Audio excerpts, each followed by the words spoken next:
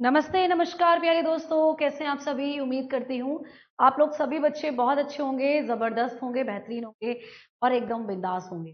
तो good morning all of you. आप सभी कैसे हैं? How are you all?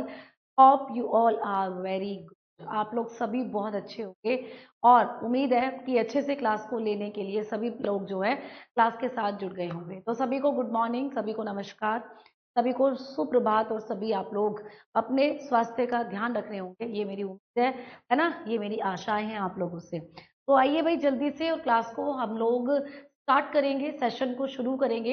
एक बार आप लोग आकर ये कंफर्मेशन दीजिए कि क्या क्लास में आवाज आपको पहुंच रही है, क्या आप लोग मुझे सुन पा रहे हैं या नहीं, जल्दी से बताइएगा। फिर उसके बाद हम आगे चलते हैं और अगले चैप्टर की तरफ बढ़ते हैं। एक दो पॉइंट और है ब्लड से जो मुझे आपको बताने हैं, उनको क्लियर करके फिर हम अपने नेक्स्ट चैप्टर यानी नर्वस सिस्टम की तरफ बढ़ेंगे।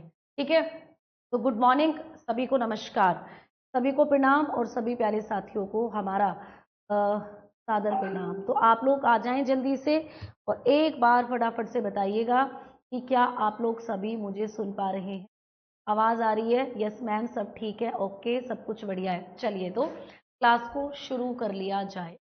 ठीक है, अब हम लोग सेशन को स्टार्ट कर लेते हैं। आपका टॉपिक चलेगा आज नर्वस सिस्टम। ठीक है, नर्वस सिस्टम। कल क्लास नहीं हो पाई थी क्योंकि कल जो आर्मी के बच्चे हैं ना, आर्मी अग्निवीर और नर्सिंग असिस्टेंट, उन बच्चों का कल मॉक फिजिकल था और बच्चों की संख्या लगभग 5,000 बच्चे जो पहुंचे थे, वो 4 से 5 हजार जो थे वो ग्राउंड पर पहुंच चुके थे। तो उन्हीं बच्चों के मॉक ट्रायल के लिए सारी की सारी आरडब्ल्यूए टीम वहां पर उपस्थित थी। पूरी रात चला था फिजिकल, है ना, 12 तारीख की पूरी रात में चला था और 13 का पूरा दिन बच्चों के मॉक ट्रायल में गया हुआ था। तो इसीलिए कल क्लास नहीं हो पाई थी। क्लास होती बट वहां पर परिस्थिति कुछ ऐसी बनी कि बच्चे बहुत ज्यादा हो गए और पूरी टीम को वहां पर लगना पड़ा बच्चों का फिजिकल कराने के लिए। इस वजह से जो क्लास थी आपकी कल नहीं आई थी, है ना। मैम अलविया आवेला, अतुल बोल रहे हैं मैम अलविया आवेला, आवेला आवेला। ठीक है चलो तो अब चलते हैं और अपने पढ़ाई को करते हैं, अपने चैप्टर को करते हैं। भाई थोड़ा सा पहले मैं आपको कुछ फैक्ट ब्लड से बता दूं, उसके बाद हम आगे की नेक्स्ट चैप्टर की तरफ बढ़ेंगे। ठीक है, कुछ पॉइंट्स मैं आप लोगों को ब्लड से बता। ठीक है बेटा, चलिए। तो अब जब हम लोगों ने रक्त के बारे में आपकी आरबीसी, डब्ल्यूबीसी, प्लेटलेट और आपके ब्लड ग्रुप्स के बारे में पढ़ लिया था, हमने आरएच फैक्टर के बारे में पढ़ लिया था। ठीक है, ये सारी चीजें हम लोगों ने क्लियर कर ली थी। अब एक समस्या होती है आरएच फैक्टर से संबंधित। ठीक है, आरएच फैक्टर से संबंधित क्या होती है बेटा? एक आप लोगों का एक छोटी सी बीमारी जो कि देखने को मिलती है, ये बीमारी आपको एग्जामिनेशन में पूछी, तो आप लोगों को एग्जामिनेशन में आती है आरएच फैक्टर डिजीज। ठीक है, आरएच फैक्टर डिजीज, आरएच कारक से संबंधित एक डिजीज होती है, एक रोग होता है, वो रोग आपको पूछा जाता है। तो आरएच कारक रोग कौन सा होता है?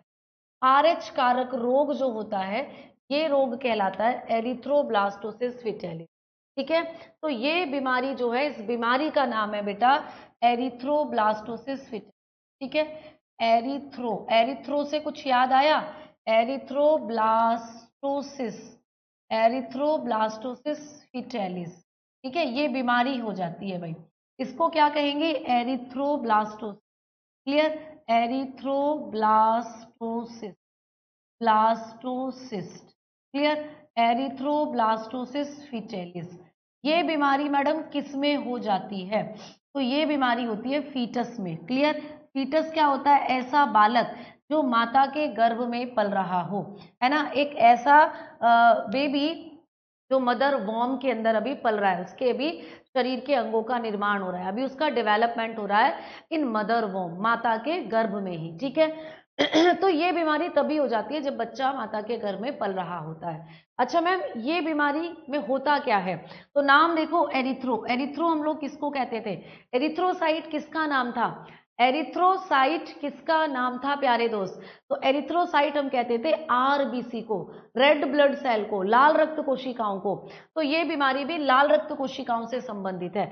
एरिथ्रोब्लास्टो, ब्लास्ट मतलब ब्लास्ट हो जाना, तो आपकी जो आरबीसी होती है ना, आरबीसी फट जाती हैं, आरबीसी जो होती हैं फट जाती हैं प्यारे दोस्त, क्लियर, या आरबीसी का फॉर्मेशन नहीं हो पाता, ये होती है ये बीमारी, क्लियर।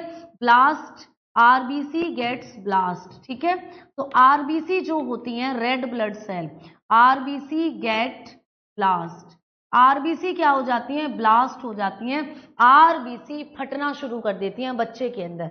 अब जब आरबीसी फट जाती हैं बेटा तो बच्चे का विकास रुक जाता है, क्योंकि रक्त से ही बच्चों को न्यूट्रिशन मिलते हैं, रक्त से ही बच्चे के शरीर में पोषक पदार्थ पहुंचते हैं। आरबीसी मेनली ऑक्सीजन को लेकर जा रही है, क्योंकि इसमें हीमोग्लोबिन है, तो सही मात्रा में बच्चे तक ऑक्सीजन नहीं पहुंचती, जिससे ब्रेन का विकास रुक जाता है, ब्रेन सिग्नल नहीं दे पाता, सिग्नल नहीं दे पाता, दूसरे ऑर्गन भी फिर अच्छे से विकसित नहीं हो पाते, और बच्चे का गर्भ में ही या जन्म के बाद बच्चे की क्या हो जाती है, मृत्यु। तो ये होती है एरिथ्रोब्लास्टोसिस फिटालिस नाम की बीमारी, ठीक है ना। आरबीसी में दिक्कत होती है। अब हम लोग बात करें कि मैम एरिथ्रोब्लास्टोसिस फिटालिस किसको होती है, क्या ये सबको होती है बीमारी, तो ये सबको नहीं होती है। ये बीमारी तब होती है जब फीमेल का आरएच फैक्टर, मैं यहां लिख देती हूं जिससे आप समझोगे, ये बीमारी होने के लिए कंडीशन होना जरूरी है। एक कंडीशन क्या कि जब फीमेल यानी कि जो मदर है उसका आरएच फैक्टर, फीमेल का जो आरएच फैक्टर है अगर वो क्या हो गया, नेगेटिव हो गया, फीमेल का आरएच फैक्टर क्या हो गया दोस्तों, नेगेटिव, क्लियर, और मेल का आरएच फैक्टर क्या हो गया, पॉजिटिव हो।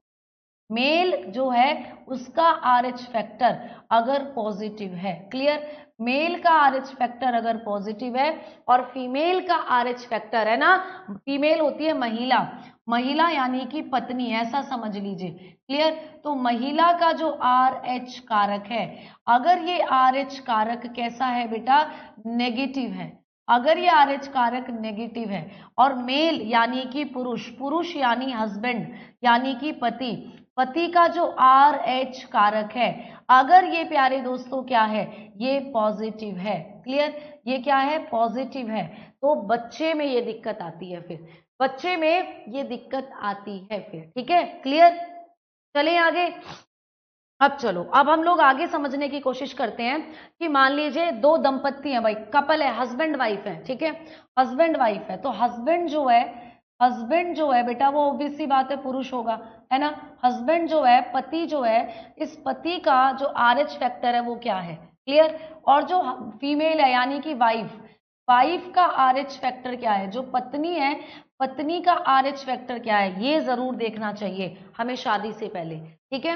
अगर हस्बैंड का आरएच फैक्टर पॉजिटिव है, मान लीजिए कोई भी ब्लड है हस्बैंड का, मान लीजिए ए ब्लड है और क्या है, ए पॉजिटिव है, मैंने आरएच फैक्टर बताया था ना, हमारे ब्लड के ऊपर जो पॉजिटिव नेगेटिव जो चार्जेस होते हैं वो क्या होते हैं, आप लोगों के प्यारे दोस्तों आप बताते हो, ये होते हैं आरएच फैक्टर, क्लियर।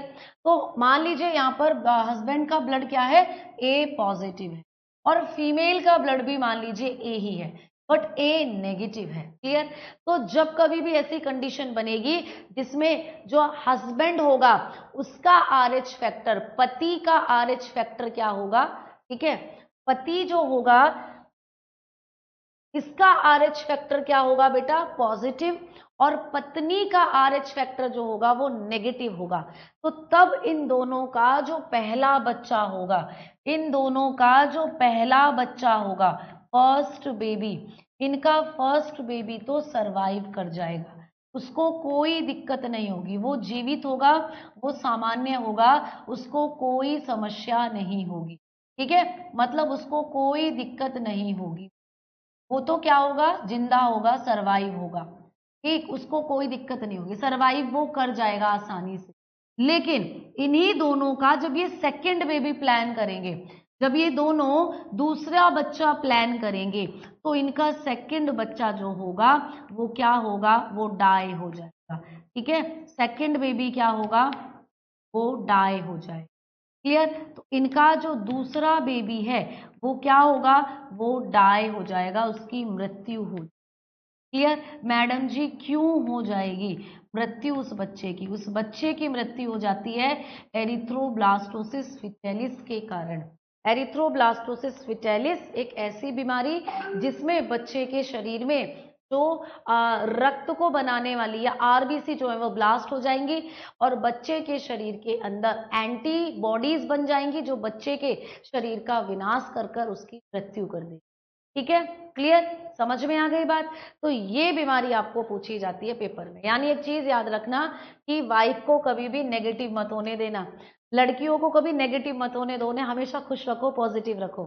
ठीक है, तो ये पॉजिटिव रखना इस तरीके से याद करने का एक तरीका है कि जब कभी भी पत्नियां नेगेटिव होती हैं, पति की पति की कयामत आ जाती है। तो इसीलिए पत्नियों को कभी नेगेटिव मत होने दो, उन्हें पॉजिटिव रखो। ठीक है, अगर नेगेटिव रखा तो क्या होगा, ये दिक्कत आ जाएगी। अच्छा मैडम, ऐसा होता क्यों है? ऐसा इसलिए होता है प्यारे दोस्त, अरे मैम RH फैक्टर तो कहीं घर वाले तो बस कुंडली मिलाते हैं। अच्छा हाँ, ऐसा होता है, बट कुंडली मिलाओ ना मिलाओ, ये जरूर मिला लेना। वैसे ये इतनी खतरनाक बीमारी भी नहीं है, इसका इलाज भी है, इलाज भी अभी हम बात करेंगे। ठीक है, और वैसे जनसंख्या क्यों बढ़ानी, पहला बच्चे को कुछ नहीं होगा, पहला बच्चा नॉर्मल होगा, उसको कोई दिक्कत नहीं है। आगे आने वाले जितने भी बच्चे होंगे उनकी मृत्यु होगी, लेकिन फिर भी इसका इलाज है, इलाज भी अभी हम बताएंगे। ठीक है, देखो होगा क्या कि जब कभी भी एक बच्चे का निर्माण होता है तो बच्चा पिता से, ठीक है, पिता यानी कि फादर से लेता है 50%। ठीक है, 50% DNA पिता का जाएगा और माता जो होती है 50% जो जीन या DNA है वो माता का जाएगा। ठीक है, समझ में आ गई बात। तो 50% जो बोलेगा वो माता से लेगा। ठीक है, तब जाकर एक बच्चे के पास उसके 100% जो फैक्टर्स हैं वो पूरे होते हैं, तब जाकर एक बच्चे के पास 100% पूरे होते हैं। अब हुआ क्या in this case, erythroblastosis fetalis में क्या हुआ कि जब बच्चे का निर्माण, पहले बच्चे में तो ये दिक्कत हुई, कोई दिक्कत नहीं हुई, पहला बच्चा में तो 100% गए पूरे के पूरे फैक्टर, लेकिन जब दोबारा ये कंडीशन आएगी तो बच्चे में दिक्कत क्या होगी, देखो समझो। अब एरिथ्रोब्लास्टोसिस फेटालिस में क्या होता है कि बच्चे के शरीर में एंटीबॉडी बनने लग जाती है। एंटीबॉडी क्यों, एंटीबॉडी किसके खिलाफ बनने लगती है, पिता के ये 50% जो फैक्टर है इनके खिलाफ एंटीबॉडी बनने लग जाती है। ठीक है, किसके शरीर में जाते ही, माता के शरीर में। देखो समझना, जब दूसरे बच्चे की कंडीशन आई तो फिर से यही डेटा जाएगा बच्चे के अंदर, बट इस बार क्या हुआ कि बच्चे के शरीर में जैसे ही बच्चा माता के घर में गया और माता के शरीर ने देखा कि ये तो कोई पॉजिटिव फैक्टर है और मेरे अंदर तो नेगेटिव फैक्टर है, तो नेगेटिव फैक्टर जो है माता का वो इस पॉजिटिव फैक्टर पर अटैक कर देता है। अटैक कैसे करेगा, मतलब माता के शरीर में बन जाएंगी एंटीबॉडी। एंटीबॉडी का क्या काम है, कोई भी ऐसा फैक्टर हमारे शरीर में बाहर से आया है उसको मार गिराना, है ना। तो ये सोचेंगे ये कुछ हानिकारक चीज है हमारे लिए, और माता का जो इम्यून सिस्टम है इस पर अटैक कर देगा, और इस पर जब अटैक करा तो पिता के जो 50% है वो डिस्ट्रॉय हो जाएंगे। बच्चे के पास बचते हैं केवल माता के 50% फैक्टर। अब माता के 50% फैक्टर से बच्चे का निर्माण नहीं हो सकता, तो बच्चे में आरबीसी नहीं बनती, बच्चे के अंगों का निर्माण नहीं होता। ठीक है, क्लियर है ना। तो ये सारी दिक्कतें जो हैं वो हो जाती हैं प्यारे दोस्त। ठीक है, क्लियर। तो ये सारी दिक्कतें आप लोगों को देखने को मिलती हैं इस बीमारी। अब जब हम लोग बात करते हैं यहाँ पर कि, है ना, अब यहाँ पर जब हम बात करते हैं तो मैम ऐसा होता क्यों है, देखो पहले बच्चे के बारे में ये दिक्कत क्यों नहीं आई, पहले बच्चे के टाइम पे दिक्कत इसलिए नहीं आई क्योंकि हमारा जो शरीर है ना, या फीमेल का जो शरीर है वो पहली बार में इस चीज को पहचान नहीं पाता। देखो होता क्या है, ऐसा होता है कि मैं हमेशा समझाती हूँ कि आपके घर कोई एक आदमी आया आपके घर, आप उससे पहली बार मिल रहे हो, तो आप उस आदमी का नेचर क्या है, वो आदमी कैसा है, आप नहीं जानते उसके बारे में, क्योंकि आप तो उससे पहली बार मिल रहे हो, है ना।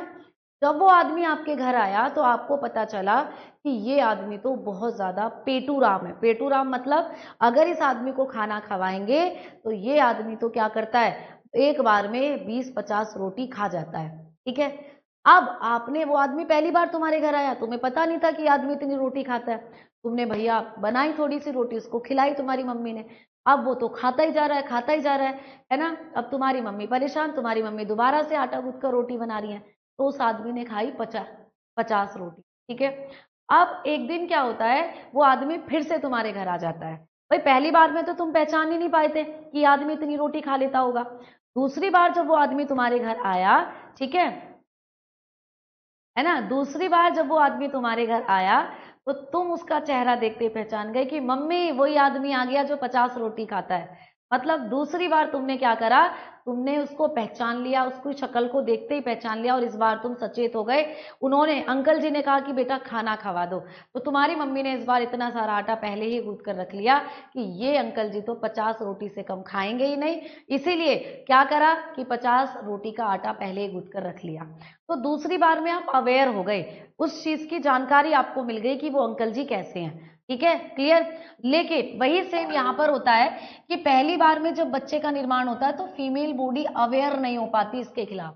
फीमेल बॉडी सोचती है कि ये मेरा ही फैक्टर है, मतलब मेरे ही बॉडी का फैक्टर है। तो अगली बार के लिए जब प्रेगनेंसी होगी दूसरे बच्चे के टाइम, तो इस बार फीमेल बॉडी इनको जान चुकी थी कि ये तो कोई ऐसे फैक्टर हैं जो बाहर से आए हैं, और फीमेल बॉडी ने इनको मारने के लिए एक सुरक्षा कवच बना लिया था। जैसे आपने पूरी तैयारी कर ली थी कि दोबारा जब ये अंकल जी हमारे घर आएंगे तो इस बार तो 50 रोटी और एक कुकर भर के सब्जी बनानी ही है ना। तो वैसे ही इस बार फीमेल बॉडी ने अपने आप को तैयार कर लिया कि नेक्स्ट टाइम जब ये आपकी बॉडी के अंदर कोई फैक्टर आएगा तो आप इस पर अटैक करेंगे, ठीक है।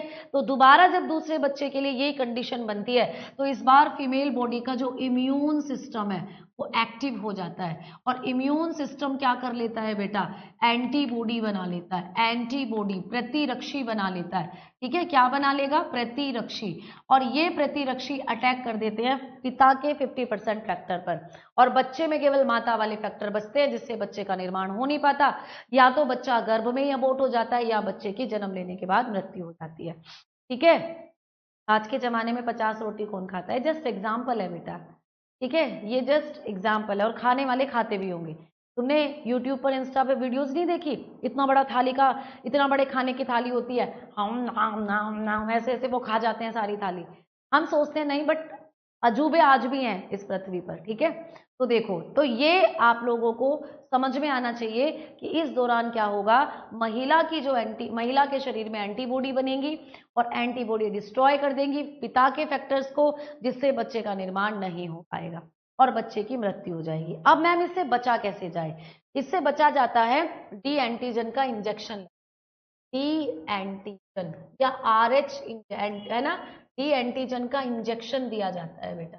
डी एंटीजन का इंजेक्शन यानी कि ट्रीटमेंट क्या है, इस बीमारी का ट्रीटमेंट क्या है, इस बीमारी का मैम इलाज क्या होगा। इलाज है प्यारे दोस्तों, डी एंटीजन का इंजेक्शन लगेगा। किसको लगेगा, मेल को, ठीक है, मदर को। भाई मदर ही तो बच्चे को जन्म देती है ना, मदर को, महिला को, माता को। तो माता को क्या लगाया जाता है, डी एंटीजन का इंजेक्शन लगाया जाता है, डी प्रतिजन का इंजेक्शन लगता है ना। ये इंजेक्शन क्या करेगा, ये इंजेक्शन महिला के शरीर में एंटीबॉडी नहीं बनने देगा, है ना। तो जो कंडीशन पहले बच्चे के लिए थी वही कंडीशन दूसरे बच्चे के लिए भी फिर बनी रहती, ठीक है। तो डी एंटीजन का इंजेक्शन माता को लगा दिया जाता है। इससे क्या होगा, या इसी को हम कहते हैं RH इंजेक्शन या RH फैक्टर इंजेक्शन, महिला को लगा दिया जाता है, जिससे कि महिला को क्या होगा, एंटीबॉडी महिला के शरीर ही बनेगी, जिससे दूसरे बच्चे के टाइम पर भी यही सेम नॉर्मल कंडीशन रहेगी और कोई परेशानी नहीं होगी। तो घबराना नहीं है। अगर ब्लड ग्रुप मैच अप हो रहे हैं और आपका जो RH फैक्टर है फीमेल का नेगेटिव है, तो ये इलाज आप अपना सकते हो, पहले ही करा लो, पहले बच्चे के टाइम पर ही क्या करा लो, ब्लड ग्रुप टेस्ट करा लो, RH फैक्टर भी टेस्ट हो जाएगा। RH फैक्टर अगर टेस्ट हो गया तो पहले से ट्रीटमेंट शुरू कर दो, ठीक है, कोई दिक्कत फिर नहीं हो, ठीक है, क्लियर, समझ में आई बात। तो इसका पूरा एक ट्रीटमेंट चलता है, कुछ फीमेल्स में प्रेगनेंसी के दौरान भी, और आफ्टर, मतलब पहली प्रेगनेंसी जब हो जाती है और डिलीवरी हो जाती है उसके 24 घंटे बाद भी ये इंजेक्शन लगवाया जा सकता है फीमेल। तो अलग अलग कंडीशन में अलग अलग तरीके से ये प्रिस्क्राइब किया जाता है, ठीक है, क्लियर, चलो, है ना। चले अब चलते हैं आगे की तरफ। भाई तुम खाओगे 40-50 रोटी तो बनानी तो पड़ेगी, और क्या करती मैं, बनानी तो पड़ेगी ना। तो ये दिक्कत थी जो आपको पेपर में पूछी जाती है। अब एक चीज और लिख लेना आप लोग, आपको पूछा जाता है कि कौन सा ब्लड ग्रुप है जिसको सर्वदाता कहते हैं। तो भाई ये वाला ब्लड ग्रुप है जिसको हम लोग क्या कहते हैं, सर्वग्राही, ठीक है, सर्वग्राही, यानी कि इसको हम क्या कहते हैं, सर्वग्राही कहते हैं। ये छोटे छोटे से क्वेश्चन आ जाते हैं, है ना। यूनिवर्सल एक्सेप्टर, इसको हम लोग यूनिवर्सल एक्सेप्टर, क्यों मैडम? क्योंकि ये सबका ब्लड ले लेता है, ए बी पॉजिटिव। और मैडम ओ नेगेटिव, इसको क्या कहते हैं? सर्वदाता कहते हैं। ये सबको ब्लड दे देता है बेटा, सर्वदाता। ठीक है, इसको क्या कहते हैं? सर्वदाता कहते हैं। तो आपको ऐसे क्वेश्चन बन जाते हैं कि कौन सा यूनिवर्सल डोनर होता है और यूनिवर्सल एक्सेप्टर या यूनिवर्सल रिसेप्टर किसको कहते हैं? A B positive. तो ये दो ब्लड ग्रुप आप याद रखना, ये सबको रक्त दे सकता है, ये सबसे ब्लड ले सकता है। ठीक है, समझ में आ गई बात? चलिए, तो ब्लड हुआ अब आपका कंप्लीट। अब चलते हैं आपके एक और नए चैप्टर की तरफ। ठीक है, एक और नए चैप्टर की तरफ, जिसका नाम है दोस्तों नर्वस सिस्टम। तो भाई आइए हम लोग बात करते हैं नर्वस सिस्टम। क्लियर? नर्वस। अब एक और चैप्टर आपके शरीर का नर्वस सिस्टम, जिसको कहेंगे तंत्रिका तंत्र। तंत्रिका तंत्र, ठीक है। तो ये जो तंत्रिका तंत्र है, नर्वस सिस्टम जो है बेटा, ये एक ऐसा सिस्टम है आपके शरीर का जिसमें आपका ब्रेन, आपका मस्तिष्क और आपकी तंत्रिकाओं के बारे में बात की जाए। ठीक है। बॉम्बे ब्लड ग्रुप एक ब्लड ग्रुप है जो रेयरेस्ट ब्लड ग्रुप है, बट उनके बारे में क्वेश्चंस रेयरेस्ट ही आते हैं। ठीक है। अगर आप ये जानना चाहते हो कि मैम संसार में ऐसे कौन से ब्लड ग्रुप हैं जो रेयरेस्ट होते हैं, है ना, जो बहुत कम देखने को मिलते हैं, तो कुछ ब्लड ग्रुप है जैसे कि बॉम्बे ब्लड ग्रुप। ठीक है, बॉम्बे क्वेश्चन रेयरेस्ट मिलता है, बॉम्बे ब्लड ग्रुप। ठीक है, ये मुंबई, उसमें मुंबई में मिला था बेटा। ठीक है, इसीलिए इसको क्या कहते हैं? बॉम्बे ब्लड ग्रुप है। ये बॉम्बे ब्लड ग्रुप है, रक्त समूह। क्लियर? ये कहाँ मिला था? सबसे पहले बॉम्बे में मिला था। एक है इंदिरा, इंदिरा ब्लड ग्रुप। इंदिरा ये गुजरात में मिला था बेटा, गुजरात में एक महिला के अंदर मिला था, गुजरात में। ठीक है, ये गुजरात के अंदर मिला था। क्लियर? एक गोल्डन ब्लड ग्रुप है, गोल्डन, ये भारत से बाहर मिला था, गोल्डन ब्लड ग्रुप। क्लियर? तो ये ऐसे ब्लड ग्रुप है जिसको हम कहते हैं गोल्डन, गोल्डन। ठीक है, ये ऐसे रक्त समूह है जो रेयरेस्ट है। ये संसार में केवल कुछ ही लोगों के अंदर है। इस पूरे संसार में अगर बॉम्बे वाला देखे तो 6 से 7 व्यक्ति हैं जिनके अंदर बॉम्बे ब्लड ग्रुप, इंदिरा वाला भी ऐसा ही है और गोल्डन ब्लड ग्रुप वाला भी है। ये रेयरेस्ट ब्लड ग्रुप है और ये किसकी तरह काम करते हैं? ये ब्लड ग्रुप ओ के समान होते हैं, ओ के समान। ठीक है, यानी ये रक्त तो सबको देंगे लेकिन ओ लाइक होते हैं, लेकिन ये खुद जब इन्हें ब्लड चाहिए तो यही वाला ब्लड चाहिएगा, बॉम्बे वाला ही या इंदिरा वाला ही। ठीक है, क्लियर? ओ कौन देता है मैडम जी? ओ ही ब्लड लेगा। ओ वाले इतने बदनसीब हैं कि ब्लड दे तो सबको देंगे, लेकिन जब ब्लड लेंगे तो केवल ओ का लेंगे। ठीक है, केवल ओ का लेंगे। ठीक, लेकिन ए बी वाले जो है ब्लड किसी को देते नहीं है, लेकिन ले सबका लेंगे। तो ये आपको मैंने बता दिया है। वैसे क्वेश्चन इनसे नहीं आते हैं, बट फिर भी आ जाएं तो मैंने आपको बता दिया। ठीक है, चलिए अब चलते हैं आगे की तरफ और अपने चैप्टर की तरफ बढ़ लेते हैं, नर्वस सिस्टम, जिसका नाम है तंत्रिका तंत्र। तो बेटा एक ऐसा सिस्टम जिसमें हम आपके शरीर के क्या करते हैं, आपके शरीर के अंदर जो मस्तिष्क है उसके बारे में और आपकी तंत्रिकाओं के बारे में पढ़ते हैं। ठीक है, क्लियर? तो भाई नर्वस सिस्टम हमारे शरीर में मैम कितने तरीके का होता है? तो नर्वस सिस्टम हमारे शरीर में होता है 2 तरीके। ठीक है, we have 2 type of nervous system. कौन कौन से होते हैं? एक होता है बेटा CNS, ठीक है, जिसको कहते हैं central nervous system, central nervous system. Clear? Central nervous system, जिसको हम लोग क्या कहेंगे? केंद्रीय तंत्रिका तंत्र, केंद्रीय तंत्रिका तंत्र। ठीक है, केंद्रीय तंत्रिका तंत्र। क्लियर? और एक क्या होता है? एक होता है PNS, एक होता है बेटा PNS, जिसको हम कहते हैं peripheral, peripheral nervous system, peripheral nervous. ठीक है, तो पेरीफेरल नर्वस सिस्टम, जिसको क्या कहा जाता है? पराधीय तंत्रिका तंत्र, पराधीय तंत्रिका तंत्र। तो 2 तरीके के तंत्रिका तंत्र हमारे शरीर में पाए जाते हैं। ठीक है, हमारे अंदर दो तरीके के तंत्रिका तंत्र होते हैं, पेरिफेरल और सीएनएस। ठीक है, क्लियर। मेरा ओ पॉजिटिव है तो ओ पॉजिटिव वालों को तो फिर भी गनीमत है, ओ पॉजिटिव वाले ओ नेगेटिव और पॉजिटिव दोनों का ब्लड ले सकते हैं, लेकिन जिनका ओ नेगेटिव है उनको तो ओ नेगेटिव ही चाहिए बेचारों को। ठीक है, चलो मैडम, और किसे महिला का बच्चा ही नहीं होता है, इसका क्या कारण है? बेटा वो तो अलग अलग दिक्कतें हो सकती हैं, या तो अंडे नहीं बन रहे हैं, या स्पर्म्स नहीं बन रहे हैं पुरुष में, या ट्यूब्स जो हैं वो ब्लॉक हैं, अंडे और शुक्राणु का फर्टिलाइजेशन नहीं हो रहा, वहां मल्टीपल रीजंस हो सकते हैं। ठीक है, चलिए अब देखो, जब हम लोग बात करेंगे कि मैम सीएनएस जो होता है और पीएनएस जो होता है, इनसे क्वेश्चन बनते हैं कि सेंट्रल नर्वस सिस्टम हमारे शरीर के कौन कौन से अंगों से मिलकर बना है।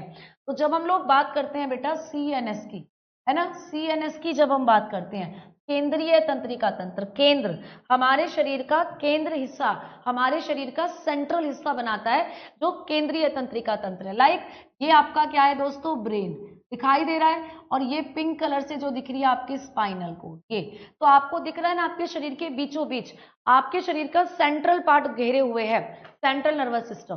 तो सेंट्रल नर्वस सिस्टम में शरीर के कौन कौन से ऑर्गन आते हैं?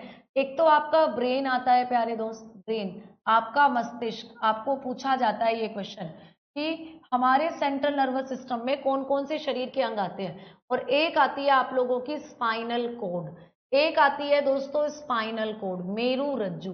कौन आती है? मेरू रज्जु आती है। क्लियर? तो ये क्वेश्चन एग्जामिनेशन में बनता है, स्टार लगा दिया मैंने कि भाई हमारा केंद्रीय तंत्रिका तंत्र, सेंट्रल नर्वस सिस्टम जो है, ये कौन कौन से शरीर के अंगों को बनाने का काम करता है। तो इसमें आपका ब्रेन आता है और आपकी स्पाइनल कोड। ब्रेन आपको नजर आ रहा है, स्पाइनल कोड आपको नजर आ रही है ना। तो यहां पर ये जो पिंक कलर का आप लोग देख पा रहे हो, ये आपका सेंट्रल नर्वस सिस्टम। क्लियर? अच्छा मैडम, जब हम लोग पीएनएस की बात करते हैं तो यहां से भी क्वेश्चन बनता है कि पीएनएस जो है, इसमें आपके शरीर के तंत्रिका तंत्र से जुड़े कौन कौन से हिस्से हैं जो आते हैं। तो पीएनएस में क्या आते हैं प्यारे दोस्त? मैम ब्लड ग्रुप नहीं पढ़ाया बेटा, मैंने कल की परसों की क्लास में ब्लड ग्रुप पढ़ाया है। मैंने आपको बताया पॉजिटिव और नेगेटिव आरएच फैक्टर होते हैं।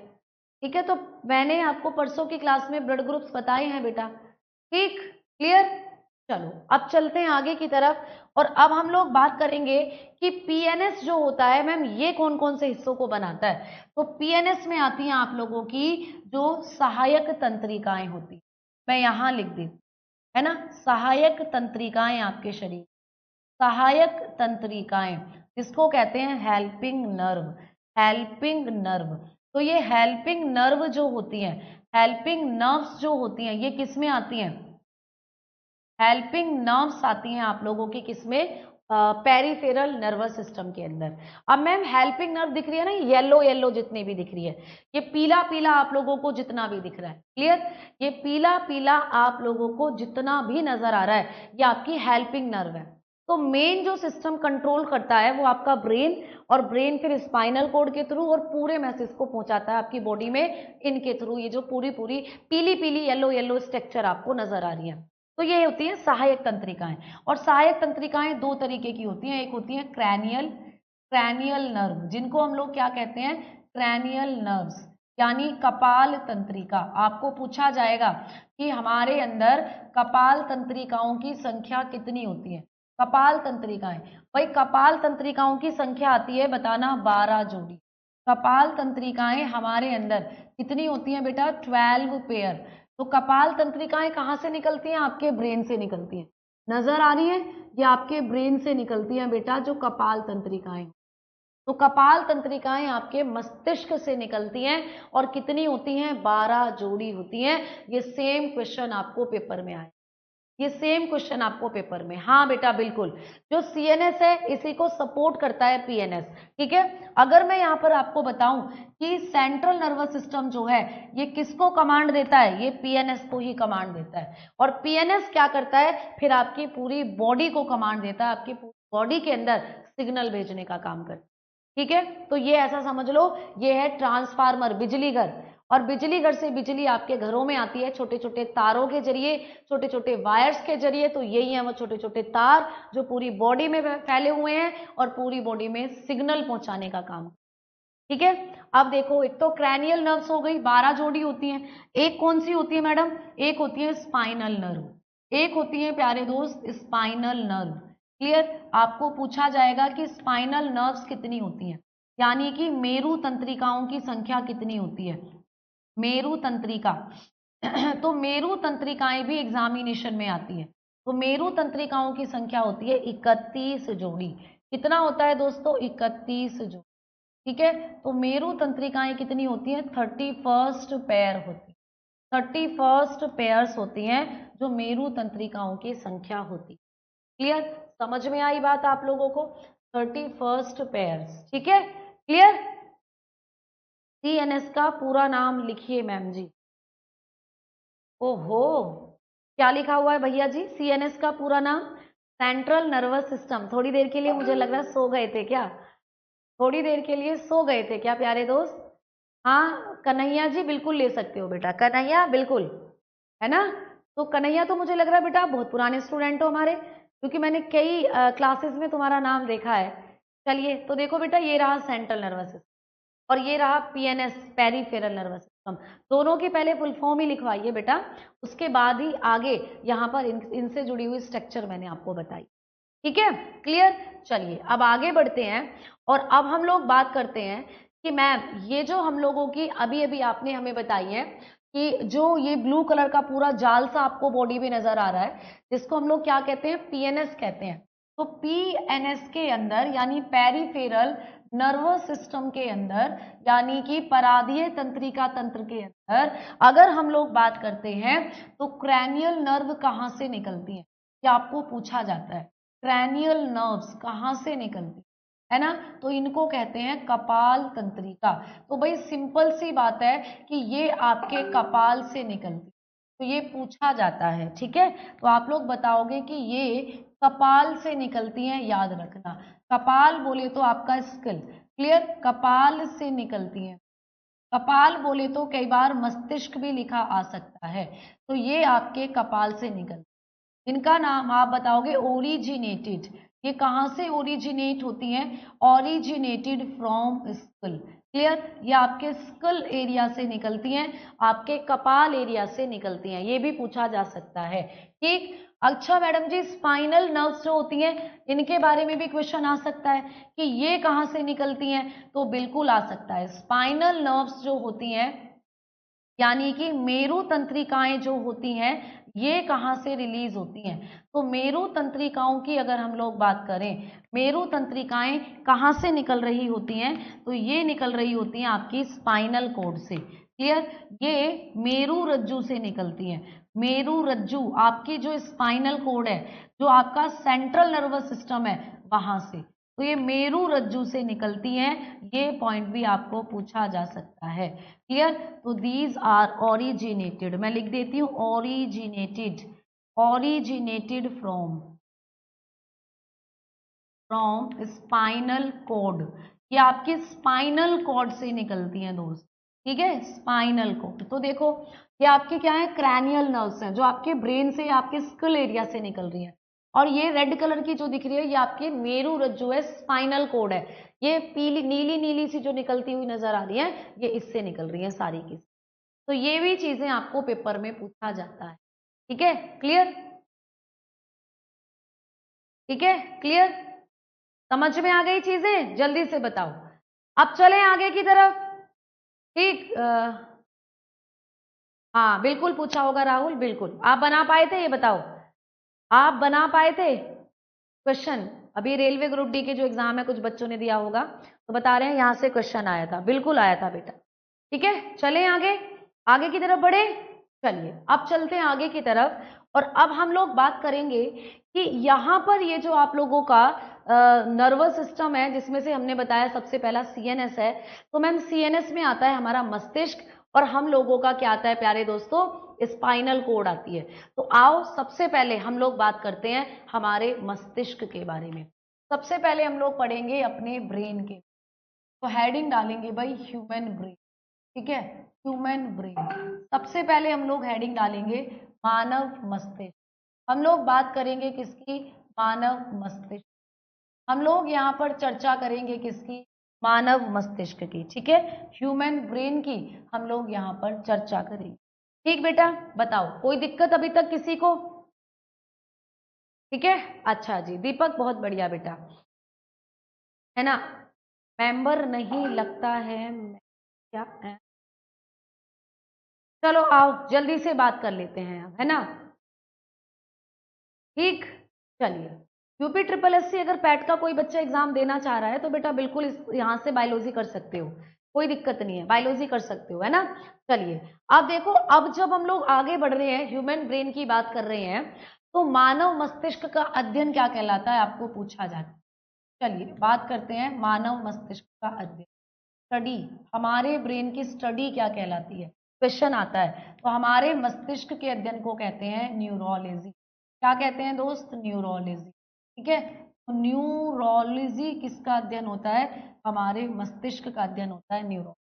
क्वेश्चन आता है कि हमारे मस्तिष्क का वजन कितना होता है, हमारा जो मस्तिष्क होता है इसके वजन की अगर हम लोग बात करें तो हमारे मस्तिष्क का जो वजन है लगभग कितना होता है, 1300 से 1400 ग्राम होता है, 1300 से 1400 ग्राम। अब महिलाओं में थोड़ा सा कम हो सकता है, इसका मतलब ये नहीं है कि महिलाओं में मस्तिष्क जो होता है बेटा वो कम होता है, ठीक है, ठीक, तो अच्छा बहुत बढ़िया, ठीक है। तो बेटा कई बार आपको पूछा जाता है कि महिलाओं में मस्तिष्क का वजन कितना होता है, तो ये तो पुरुषों में होता है, याद रखना, ये वैल्यू तो पुरुष में है, मेल में है।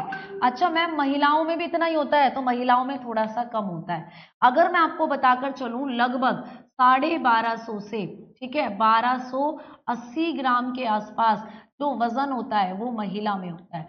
अब आप कहोगे महिलाओं में तो हमें पता ही था, दिमाग पहले ही कम होता है, ये तो बताने की बात नहीं है, हैं? ऐसे कहोगे क्या? भैया महिलाओं में आईक्यू लेवल कम नहीं होता, महिलाओं में दिमाग लड़कों के जितना ही होता है, बट उसका वजन कम होता है, और ये वजन जो है वो मसल्स का होता है। महिलाओं की बॉडी की जो मसल्स है वो लाइटली होती है, लाइटली वेट होती है कंपैरेटिवली बॉयज या मेल। लड़कों की मसल्स भारी होती हैं, इसीलिए उनमें वजन ज्यादा है। बट यहाँ से आप ये नहीं बता सकते कि महिलाओं का आईक्यू कम होता है या लड़कों का आईक्यू ज्यादा होता है। तो आईक्यू से हम लोग डिफाइन करते हैं हमारे ब्रेन की जो कैपेसिटी है उसको, ठीक है। लड़कियों का दिमाग घुटनों में होता है, अच्छा जी बहुत बढ़िया, एक घुटने वाली लड़की मिलेगी तुम्हें जिसका दिमाग घुटने में होगा, और तुम उस घुटने वाली लड़की को ही पसंद करोगे और आपका परिवार उसी के साथ बनेगा, तो ये तो गलत फहमी है ना। चलिए आओ आगे बात करते हैं नेक्स्ट, कि भाई अगला पॉइंट क्या है कि हमारा मस्तिष्क जो होता है इसके अंदर एक तरल भरा रहता है ना, हमारे मस्तिष्क में एक लिक्विड भरा रहता है, और ये लिक्विड हमारी स्पाइनल कोड में भी है। तो आप बताते हैं cerebro spinal fluid, spinal fluid आपको पेपर में आएगा कि हमारे मस्तिष्क के अंदर कौन सा लिक्विड भरा रहता है, cerebro spinal fluid, clear, spinal fluid, cerebro spinal तरल भरा होता है। तो हमारा जो मस्तिष्क होता है ना इसके अंदर एक लिक्विड भरा रहता है बेटा, जिस लिक्विड को हम क्या कहते हैं, सेरिब्रो स्पाइनल फ्लूइड कहते हैं, है ना, सेरिब्रो स्पाइनल फ्लूइड कहते हैं इसको, ठीक है। तो बेटा ये फ्लूइड आपके मस्तिष्क में भी है, देखो ये आपका मस्तिष्क है, ये आपके मस्तिष्क के अंदर भी होता है सेरिब्रो स्पाइनल फ्लूइड। और ये कैसा होता है सेरिब्रो स्पाइनल फ्लूइड, ये लगभग ऐसा मानकर चलिए व्हाइटिश सा होता है ना, व्हाइटिश होता है प्यारे दोस्त, यानी कि हल्का हल्का सफेद, क्लियर, सफेद पीला सा, व्हाइटिश येलो सा ये लिक्विड होता है, सफेद पीला सा ये तरल होता है बेटा। आपका जो मस्तिष्क है ना इसमें वो नहीं होता, ब्लड नहीं होता, आपका जो प्रॉपर ब्रेन है उसमें ब्लड नहीं होता, तो वहां पर क्या भरा होता है, सेरिब्रोस्पाइनल फ्लूइड, जो इसको क्या देता है, न्यूट्रिशन देता है, और इसी के आसपास होती है ब्लड सेल्स, वहां से डायरेक्टली न्यूट्रिशन पहुंचता है यहाँ पर, ठीक है। तो आप लोग बताकर चलोगे कि यहाँ पर आपका मस्तिष्क जो होता है इसमें भरा होता है एक लिक्विड जिसे कहते हैं सेरिब्रोस्पाइनल फ्लूइड। अच्छा ये जो सेरिब्रोस्पाइनल फ्लूइड है ना ये आप लोगों के ब्रेन में भी है, देखो यहाँ पर, है ना, और आप लोगों के स्पाइनल कोड में भी होता है, यहाँ भी होता है, तो दोनों जगह ये भरा हुआ होता है जो आप लोगों का सेरिब्रोस्पाइनल फ्लूइड होता है, क्लियर। अब हम लोग बात करेंगे हमारे ब्रेन की झिल्ली, हमारा जो मस्तिष्क है ये एक झिल्ली में बंद होता है, ये क्वेश्चन आता है, हमारा मस्तिष्क एक मेम्ब्रेन के अंदर बंद होता है भाई, तो इस मेम्ब्रेन को क्या कहते हैं?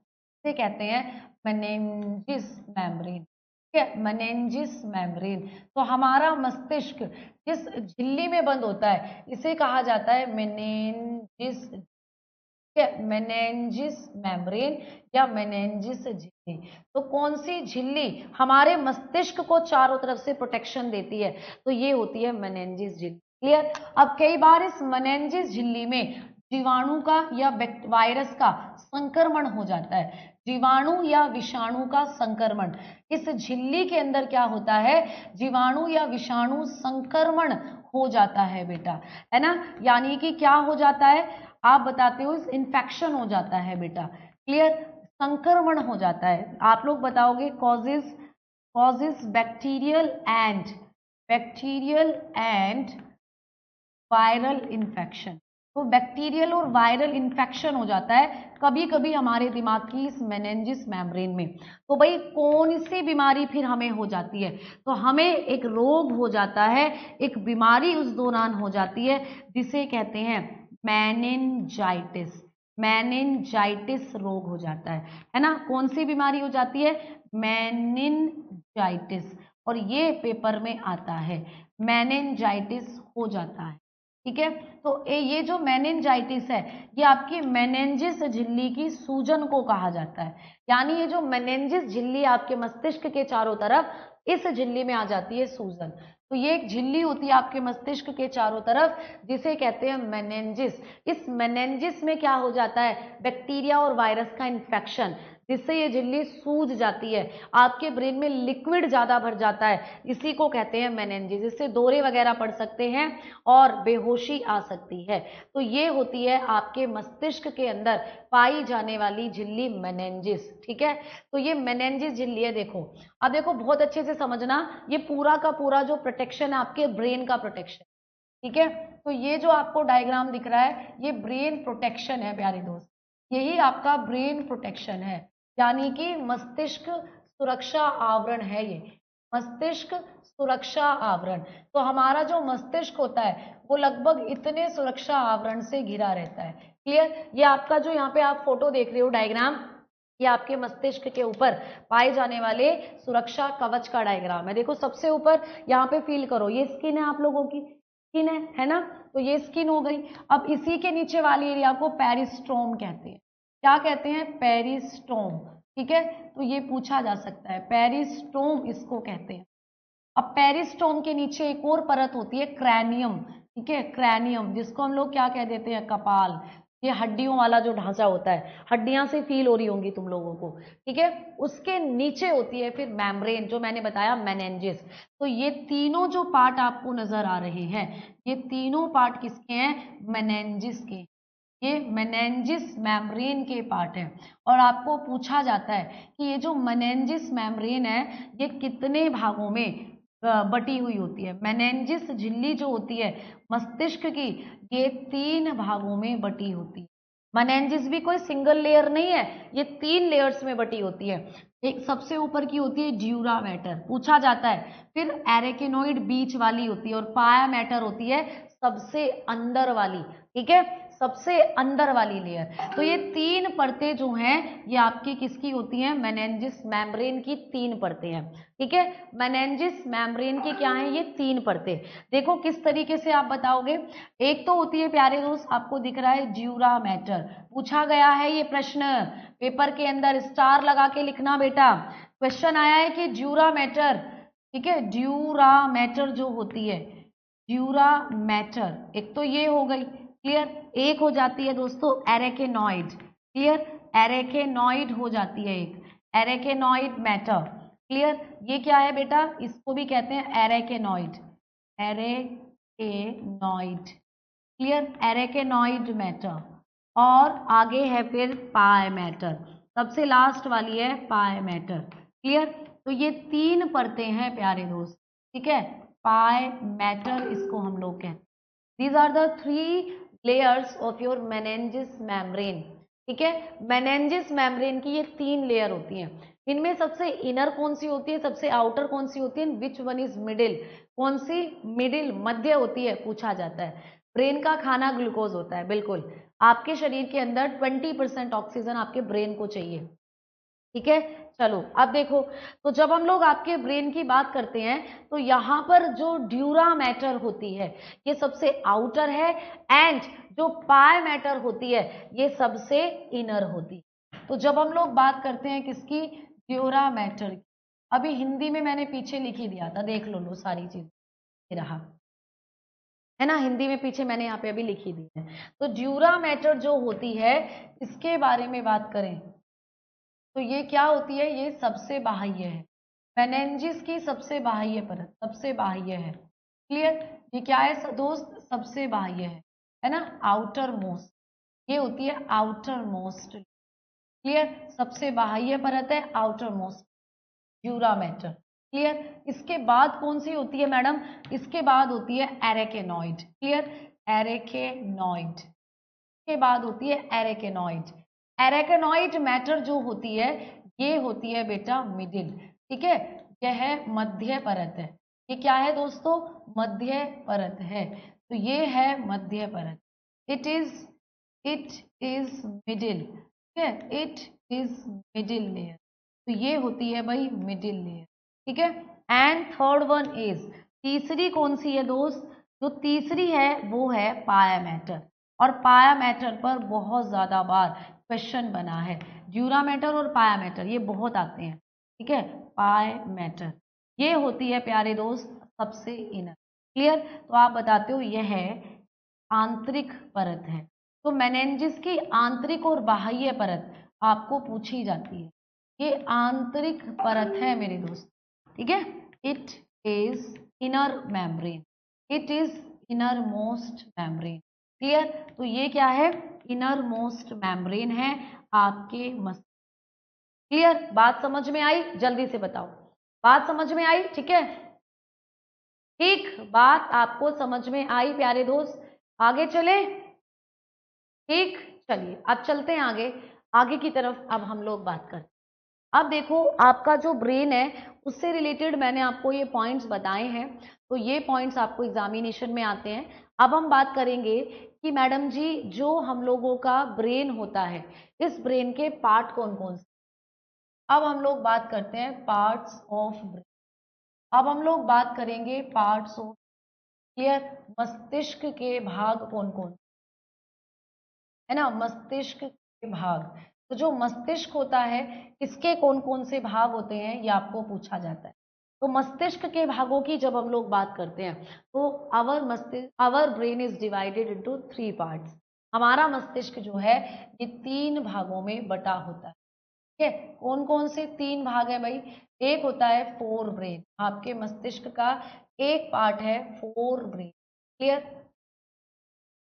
फोर ब्रेन है ना, जिसको कहा जाता है अग्र मस्तिष्क। यहां से बहुत सारे क्वेश्चंस बनते हैं, अग्र मस्तिष्क, ठीक है। और मैडम दूसरा पार्ट कौन सा होता है, जिसको कहते हैं हम लोग मिड ब्रेन।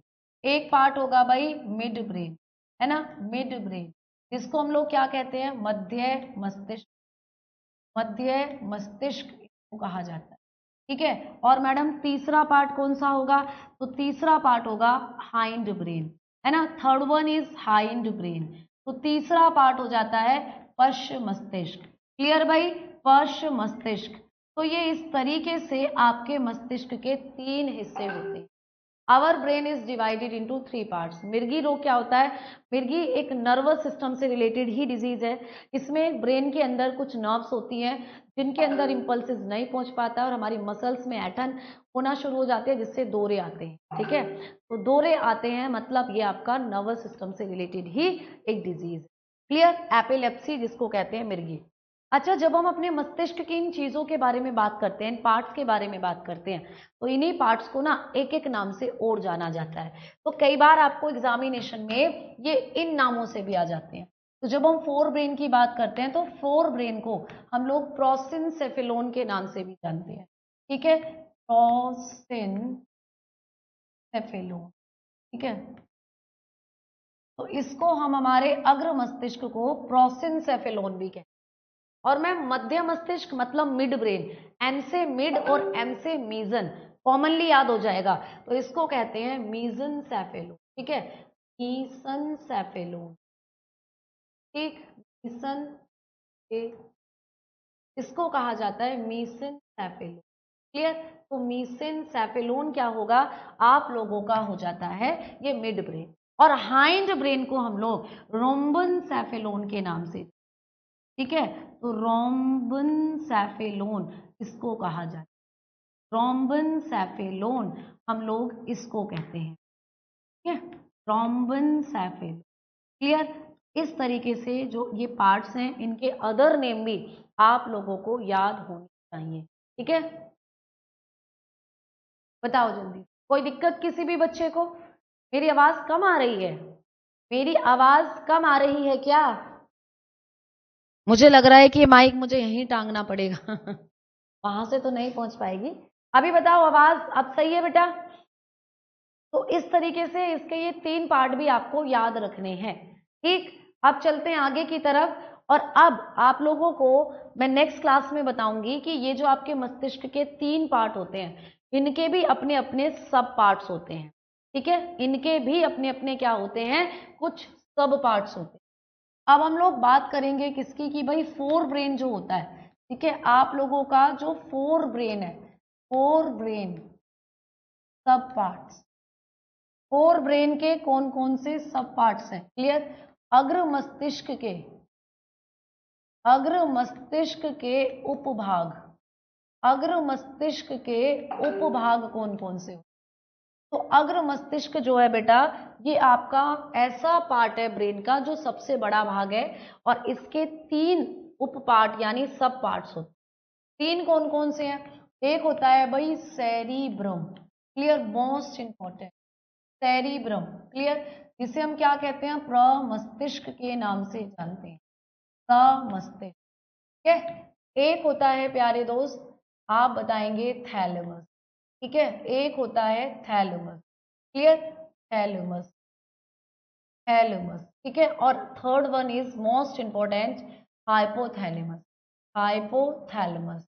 तो हाइपोथैलेमस जो होता है ये आपका क्या कहते हैं इसको, निश्चित चेतन करके हिंदी में, बट ये कई बार एनसीईआरटी बेस्ड होता है, तो हाइपोथैलेमस ही आपको लिखा आता है, ठीक है, क्या कहेंगे, हाइपोथैलेमस, क्लियर। इस तरीके से ये मस्तिष्क के, अग्र मस्तिष्क के 3 भाग होते हैं, ठीक है, cerebrum, thalamus and hypothalamus, clear. अब देखो यहां पर ये जो आप लोगों का थैलेमस और प्यारे दोस्तों आप लोगों का हाइपोथैलेमस होता है, इन दोनों को मिलाकर, या आपके मस्तिष्क का जो सेरिब्रम पार्ट होता है, सेरिब्रम, क्लियर, और आपके मस्तिष्क का सेरिब्रल कॉर्टेक्स पार्ट होता है एक, और एक गैंग्लिया पार्ट होता है, इनको अगर हम कंबाइंड कर दें, क्योंकि क्वेश्चन ऐसे भी आ सकते हैं, है ना, तो टेलेनसेफेलोन किसको कहा जाता है, ये आपको पूछ सकता है, ठीक है, मैं इसको लिख दूं, टेलेनसेफेलोन, सेफेलोन।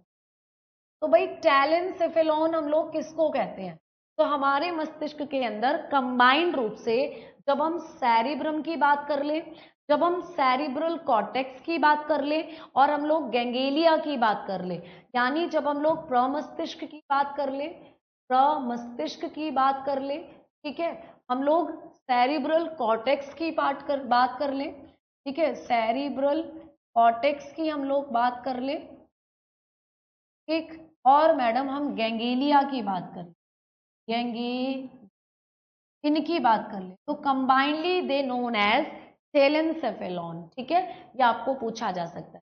सेरिबेलम तो पश्च मस्तिष्क का भाग है, वो तो cerebellum is a part of hind brain, वो हाइंड ब्रेन का पार्ट है बेटा, तो वो तो पश्च मस्तिष्क में पड़ेंगे, अभी तो अब अग्र मस्तिष्क की बात कर रहे हो ना। अच्छा यहां पर देखो, आपको कभी भी पूछे कि डाइनसेफेलोन किसको कहा जाता है, डायन से तो याद हो जाएगा, डायन तुमने देखी है, डायन, क्लियर, तो ये क्या है आपका डाइनसिफेलॉन, डाइनसिफेलॉन हम लोग किसको कहते हैं, तो डाइनसिफेलॉन हम लोग कहते हैं आपका हाइपोथैलेमस और थैलेमस, इनको कंबाइंड रूप से, थैलेमस और hypothalamus combinedly known as diencephalon. तो आपको मैंने बताया था अभी कि जो थैलेमस होता है अग्र मस्तिष्क का भाग, ठीक है, और हाइपोथैलेमस होता है, अग्र मस्तिष्क का भाग, इन दोनों को कंबाइंडली हम लोग क्या कहते हैं, इनको कहा जाता है जाइंटसेफेलोन। तो ये पॉइंट्स भी आपको आ सकता है, ठीक है, क्लियर। हिंदी में बेटा मैंने लिख दिए हैं, देखो डाइनसेफेलोन क्या होता है, तो आप बताओगे कि थैलेमस और हाइपोथैलेमस, इन दोनों को जब हम एक साथ पढ़ते हैं तो डाइनसेफेलोन कहते हैं। और मैम टेलेंसेफेलोन जब हम इन तीनों को एक साथ पढ़ते हैं, प्रमस्तिष्क, सेरिब्रल कॉर्टेक्स और गैंग्लिया, इन तीनों को एक साथ जब पढ़ते हैं तो उसको कहा जाता है आप लोगों का टेलेंसेफेलोन। इतना तो समझ में आ गया होगा बेटा, शिव प्रताप जी, इतना तो समझ में आ गया होगा बेटा कि जो मैं यहाँ पे चीजें लिख रही हूँ वो हिंदी में किस तरीके से होती हैं। तो देखो टेलेंसेफेलोन तो हिंदी में लिख ही दिया, क्या है टेलेंसेफेलोन, तो बताओगे प्रमस्तिष्क, ठीक है, आप लोगों का सेरिब्रल कॉर्टेक्स और गैंग्लिया, इन तीनों को जब एक साथ हम लोग बोलते हैं तो बोलते हैं टेलेंसेफेलोन, इन तीनों को एक साथ बोलते हैं टेलेंसेफेलोन, ठीक है, क्लियर। नहीं बेटा उतना बड़ा नहीं है, ठीक। अब देखो तो यहां पर क्या है, हाइपोथैलेमस और थैलेमस को कंबाइनली कहते हैं डाइनसेफेलोन। अब मैं आपको एक छोटी सी चीज बताना चाहती हूँ, देखो कल मैं आप लोगों की क्लास लेना चाहती थी, बट एक दिक्कत ये है कि मैंने आपको बताया था ना कि मेरे फादर की तबीयत खराब हो रही है, ठीक है। मेरे जो पिताजी हैं उनकी कल एक सर्जरी होनी है और उनको आज हॉस्पिटल में एडमिट किया गया है। अभी मैंने कुछ दिन पहले कहा था कि उनको कुछ दिक्कत हो रही है, तो दिक्कत थोड़ी सी बढ़ रही है, तो उनकी कल सर्जरी है। अब सर्जरी वो कल होगी या परसों होगी ये आज डॉक्टर बताएंगे। तो कल क्लास में इसलिए नहीं ले पाऊंगी क्योंकि कल मुझे डॉक्टर्स के साथ बात करनी है, डॉक्टर्स के साथ रहना है, तो इसीलिए मैंने आज उनको एडमिट कराया है ताकि 2 दिन सैटरडे और संडे आप अपना रिवीजन कर लें और उस दौरान मैं थोड़ा सा वहाँ उनको ऑब्जर्वेशन में, डॉक्टर्स वगैरह की ऑब्जर्वेशन में मैं रहूँ और वहाँ पर अपने पिताजी को भी रखूँ और बातचीत जो है वो अच्छे से हो जाए। तो कल आप लोगों की क्लास इस वजह से ले नहीं पाऊंगी, मुझे पता है कल भी क्लास नहीं होती, लेकिन कल तो आपको पता है कि उस समस्या के चलते क्लास नहीं हो पाई थी क्योंकि बच्चों का बहुत मॉक फिजिकल था और बहुत सारी टीम वहीं थी। लेकिन जो कल है वो इसीलिए क्योंकि आज जो फादर है उनको एडमिट कर रहे हैं बेटा, और एडमिट करेंगे तो कल उनकी सर्जरी होनी है, वो कल होनी है या परसों वो डॉक्टर से मिलकर पता चलेगा। आज तो नहीं होनी है क्योंकि आज मेजर टेस्ट होंगे, सारे जो भी हैं बॉडी के वो टेस्ट होंगे आज, कल उनकी रिपोर्ट आएगी और फिर डॉक्टर रिपोर्ट्स के आधार पर बताएगा कि सर्जरी कल होनी है या परसों होनी है। तो इसीलिए मुझे उनके साथ हॉस्पिटल में रहना होगा, इस वजह से मैं आपकी क्लास नहीं ले पाऊंगी प्यारे बच्चों कल। तो मैं उम्मीद करती हूँ कि आप लोग अच्छे से पढ़िएगा प्यारे दोस्त, ठीक है। आप लोग अच्छे से क्या करिएगा कि जो रिवीजन है चीज़ों का उसको करिएगा। मंडे से होप सो सब कुछ सही रहा तो मैं आपकी क्लासेस बिल्कुल अच्छे से, ठीक है। तो बहुत बहुत शुक्रिया, बहुत बहुत धन्यवाद, बहुत बहुत शुक्रिया प्यारे।